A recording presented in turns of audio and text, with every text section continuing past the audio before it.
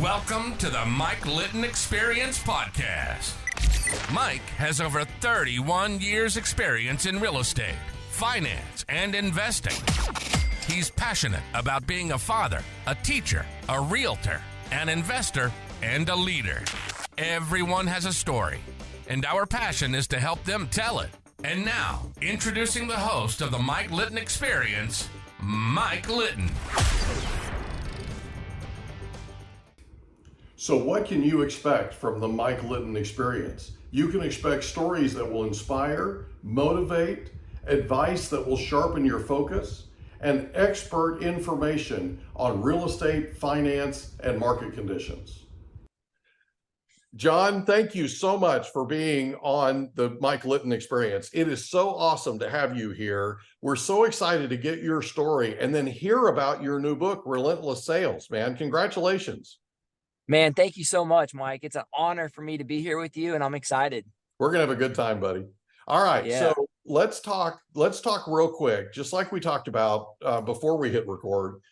Sure. Everybody has a story, right? And our passion is to help them tell it, because what we know, Jon, is we know that people are going to listen to your story and they're going to find things about your story that they connect with, things about you that they connect with, right?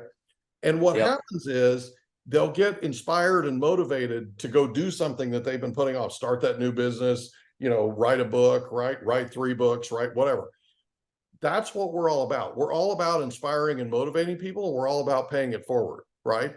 So Love it. With your permission, we're going to start with where you were born. Where were you born? So I was born in New Haven, Connecticut, and quickly was brought down to Orlando, Florida, not too long after. So, Really? Why is that?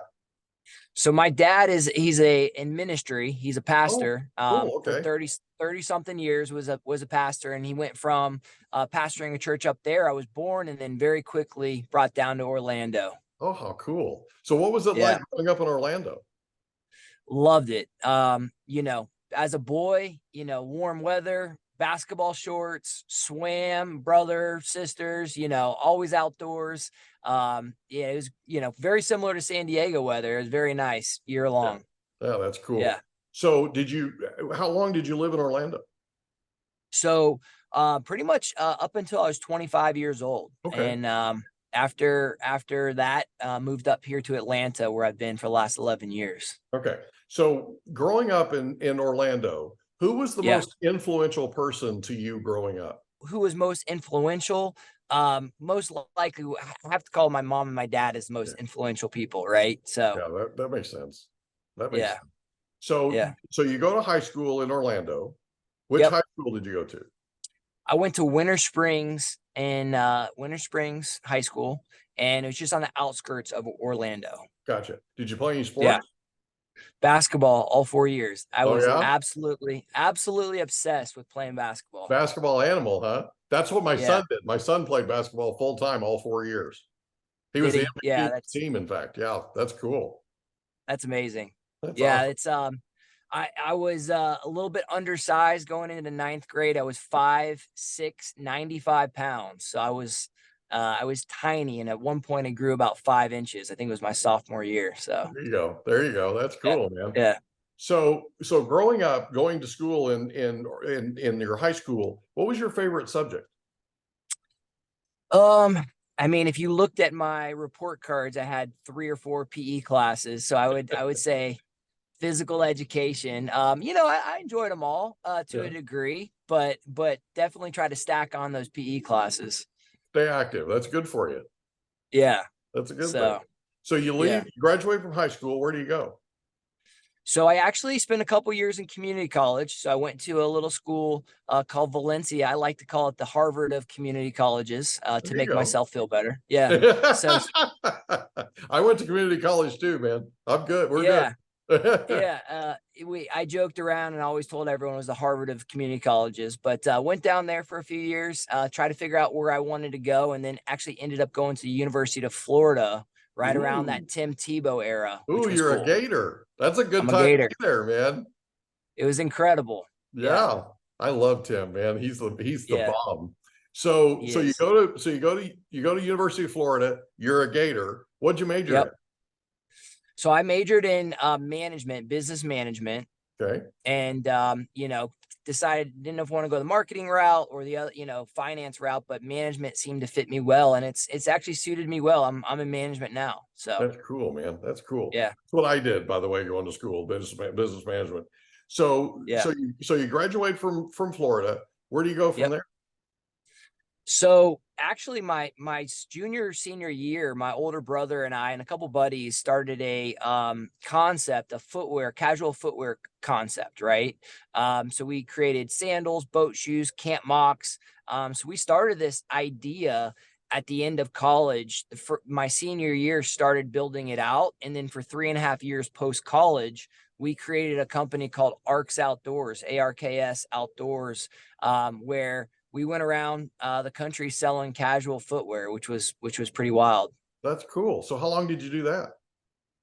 So last year, I call it about 4.5 years, including my senior year of college. Gotcha. Okay. So Yeah, what was your yeah. favorite thing about that experience? Yeah, I think the idea, and we talk about it a little bit in the book as well, but the idea was, we thought we were going to be the next Gary Vaynerchuk, right? We thought Yeah. we were going to be the next big thing. Yeah. And, I think God had some other plans for us, but we gave it our best bet. We had at one point, about 150 stores across the country, small mom and pops that we sold to. Wow. And, we had a good thing going, but as you can imagine, made every mistake in the book, being a young guy. My older brother, who's only a couple years older, we just made a lot of tactical errors. So these big dreams we had quickly kind of came crashing, as our concept decided we needed to shut it down. So Well, you either succeed or you learn, right? yeah, So it was probably the best education you ever had. it really was. It was a powerful time. It was a good time. But I learned so much that has helped me to where I'm at today. I've learned so much grit. I learned a lot about business, and it's part of the reason I wrote the book. Yeah. Yeah. The book is So awesome, dude. It is really awesome. So thanks. once you leave ARC and basically, like you said, shut it down, where do you go from there? Yeah, so my first job was with a Fortune 500 company, big med device company. I sat down with a bunch of mentors and was like, listen, where do you think I should go from here? And I had a mentor named Jon that sat me down and was like, listen, man, you're good with people. I really think you should get into medical device sales. That could really suit you well. You like to help other people, but he kind of gave me real specific advice, and I jumped into med device sales for a couple of years at that point. Okay. So Yeah. so you're in med device sales for a couple of years, then where do you go? So I've actually, I take that back. I'm still in med device. I've Are you? stayed in med device. I was with my first company for about 2.5 years as an associate. So the first Okay. company I joined, had a really good run with them. But there was really nowhere where else to grow with that current company. And this guy from my church came to me and said, man, you really should check out this small med device Atlanta-based company named EndoChoice, right? And I jumped over from the company I was with prior to this small little company called EndoChoice, and had a great couple years as an individual contributor. And we were later acquired by the company I'm with now, and I've since become a manager. So That's awesome, dude. So yeah. what's your favorite thing about being a manager in med device sales? So we're selling stuff that's really impactful and advanced and really helps people's lives. So, instead of selling things, like I always joke around, it's more impactful than selling a pencil or an eraser, right? Right. Something that really, we see it in cases really change lives and save lives, actually. And so number one is the patient. So helping them is really, really cool and fulfilling. You might have a tough day. You might get yelled at by an account, or you might, things may not go your way from a business perspective, but what you're selling is impacting lives. And so, man, that's something for me that really gives me fulfillment. Gotcha. That's cool. That's cool, man. Yeah. All right. Yeah. So you write a book called Yeah. Relentless Sales that is either it was just released or it's getting ready to be released. December 12th. So it's Okay, going so to it's we're currently talking November 28th. So we're recording this November 28th of 2023. So it sounds Yeah. like you're a couple of weeks away. Yep. Okay. All right. So what was it that inspired you to write a book and call it Relentless Sales? So number one, I would say John Maxwell really kind of inspired me watching him write his books and speak on leadership. I'm a book nerd. So number one, when I got into sales, I decided to consume every book I possibly can because I didn't want to fail again. Right. So we went from a failed venture to a couple years as an associate where there's a lot of adversity during that time. Mm-hmm. And then when I finally had my chance to be a full-on territory manager with the small company I talked about, I went absolutely gangbusters, right? Okay. So was rookie of the year and then rep of the year and then had the best 2 years combined. And I don't say that to be braggadocious. I tell that story because when I finally had my chance to kind of prove myself, I wanted to be relentless. And so going back to your question, John Maxwell would always talk about being at conferences and people would come up to him and say, I really want to write a book. And he would say, well, are you writing anything? And they're like, well, no. And so he's like, he kind of took a shot that I took personal because I had a desire to write. Right. And he said, so many people want to write a book and all they do is talk about wanting to write a book. Right. Right. True story. And right. True story. And so, yeah. And I didn't want to be one of those guys that talked about wanting to write it. I wanted just to do it. Mm-hmm. And ultimately I did it from a heart of, I wanted to tell a little bit of my story, but I wanted to help that next generation of sellers avoid some of the mistakes that I made. Right. And I think why we landed on Relentless Sales is, I may not be known as the smartest rep or manager, right. Or more strategic rep or manager. But, when it came down to it, no one was going to beat me by working harder than me. Right. And so as I fleshed out my story, I think relentless, that word just really resonated with me and something I wanted to get out there to the world. Yeah, it's one of my favorite terms in our business, right? It being in sales. It's one of my favorite terms. It's what I did when I was one of the top mortgage producers in the nation, mortgage originators in the nation. One of the things that was my big deal was I never let anybody outwork me. So if a rep was out in the field a couple of days a week, I was out in the field 6 days a week, right? Yeah. If they were out in the field 4 days a week, I was out in the field 8 days a week, right? And if you think there are 8 days in a week, you should come hang out with me, right? There were people that are in our industry, had been in our industry for 10, 15 years, and they wanted to make what I was making. And so they would come hang out with me and they'd shadow me, right? For a day. Yeah. One day. And at the end of the day, they'd look at me and go, you're out of your mind. I could never do this. Well, here's the thing. I was the top producer in some of these companies by 70%. And all of them, every single person that, hey, Mike, you got a minute? Hey, Mike, you got a minute? Hey, Mike, you got a minute? It was all about, there's a secret to this that I've discovered, apparently, that I'm supposed to share with them so they don't have to work so hard to achieve the success that I achieved. What? Right. What? Okay. Right. Seriously, it's all about bringing it, baby. You got to flip and bring it. Okay. And that's what I loved about your book. I literally saw myself, I'm not joking, in a whole bunch of your book. And you got my response after I read it, how excited I was to do this. I mean, I'm not sleeping at night. I was so excited, right? Because it really is something. I'm telling you, John, you're onto something here. You're going to help so many people that read this book. There are going to be people that are going to read this and they're going to get into sales because they've read this book. I'm not joking. Yeah. And if a sales manager has their wits about them, if they're worth anything, they'll buy a bunch of these and get them to their people. Right. Okay? Because that's exactly the quality of what you bring. You filled in a bunch of the potholes that I've seen in sales over the years. And I've been wanting to, when you're in sales and you're good at it and you watch somebody be not so good at it, you want to grab them by the nape of the neck and go, okay, listen to me for a second. I've been here, I've done this. I need you to listen, right? We don't always have the time or should do that necessarily, right? But you want to. And that's what this book does. Right. That's what this book does, man. You did a great job. I'm super proud. You're firing me up. Yeah. I'm super proud of you, dude.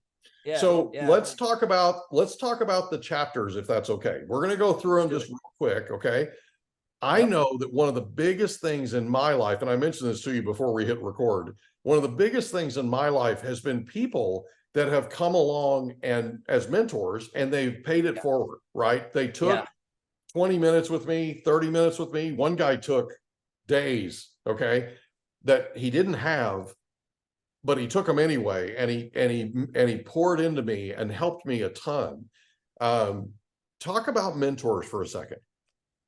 Yeah, I start chapter 1 with mentors, and thanks again for your kind words, man. That really means a lot to me. You know, meeting guys like you for crying out loud. People that care to develop and pour into your life mean everything. And so chapter 1, we start with a guy named Jon who was in my dad's church growing up. Very successful, one of the biggest private sales in Florida history, right? Was his company that he sold. And the fact that this high roller would take time with me and sit me down and understand my strengths, weaknesses, really guide me at a time when I'm just coming off a failed venture meant everything to me. And so I think mentors that's why I start with chapter 1. I think most people are like thinking skills and techniques, but I'm starting with building the right foundation in sales, where we go mentors. We'll talk about other chapters, identity, going all out. But going back to mentors, if you don't start with a good base of advisors in sales, you're really setting yourself up potentially for failure. Yeah, it's who you surround yourself with, right? So I was doing a podcast interview this morning for this podcast, and I met with a gentleman that I'm super proud of. I was explaining to him why, right? And one of the things that we talked about was I did another interview for our podcast with a guy that's really successful here in San Diego, one of the nicest people, Jon, you'd ever meet in your life. And he went to Tony Robbins, like a business formation or a business I forget what it was called, but it was like The Power Within, but it was, or Date with Destiny or whatever, but it was for business, right? And the one thing that he took away from it that was most important to him was getting around people that were more successful than him. Okay. It's who you surround yourself with. So he goes out and he joins the university club here in San Diego, and he's hanging out with a bunch of these guys that are worth 100, 200, 300, 400 million dollars, right? And he's hanging out with them, and they're all sitting around, and the subject of bankruptcy comes up.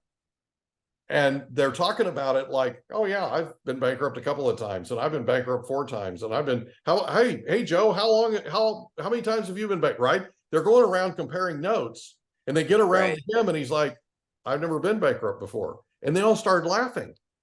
Right. And literally looked at him and they said, if you haven't been bankrupt before, you haven't been trying hard enough, son. Yeah. You pick up your game. Yeah. Right? That's mentoring.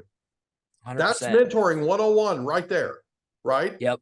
This is how you do it. This is what you have to do. And this is the level you need to raise your game to, right? 100%. Cool 100%. stuff, man. You're spot on. Yeah. Talk about identity for a second. So identity, I think that's, part of what's challenging with our world right now, right? We, as a society, we struggle with our identity, but as salespeople, we are, it's such a numbers industry that we often find and identify ourselves as how good we're doing in the business, right? And it is a pitfall that we've got to be careful of. And so, we should be excellent. I talk about a time when I was actually going for rep of the year. And my dad kind of lovingly called me out. He's like, hey man, like, I kind of see your priorities are a little out of whack, right? And yes, you should be hunting greatness. You should be going and being and trying to be excellent. But he's like, son, you got to remember, like, if you get that or you don't get that goal, it doesn't change who you are. You're an Alwinson, right? You're my son. You've got what it takes, and you're a son of the Most High God. And so your identity doesn't change. And he said a phrase that really stuck with me, and I wanted to share with the world is live from your identity, not for your identity. And for me, that was game changing because it freed me up to sell authentically, to go all out. And just kind of let the chips fall where they may, but when your identity is on a rock solid foundation, you can't go wrong. Yeah, we confuse it. We confuse it, and we let the world tell us who we are. That's what I love the most about this book is this chapter, because your dad stepping in and having that conversation with you was a real flashpoint for you, right? It was. And it's a real flashpoint for a lot of us. I experienced it. I got to that point one time at one point, right?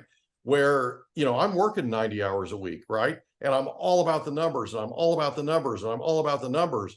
We hope you enjoyed another episode of the Mike Litton Experience. If you did, do us a favor, smash that subscribe button, tell your friends, family, and coworkers about our program, and wherever you get your podcasts, please leave us a rating. It helps us to connect with quality people just like you. And that's a wrap. Another episode of the Mike Litton Experience in the books. Reach out to Mike on Instagram at Litton Realty. Want to meet with Mike? Check out calendly.com/Rio760.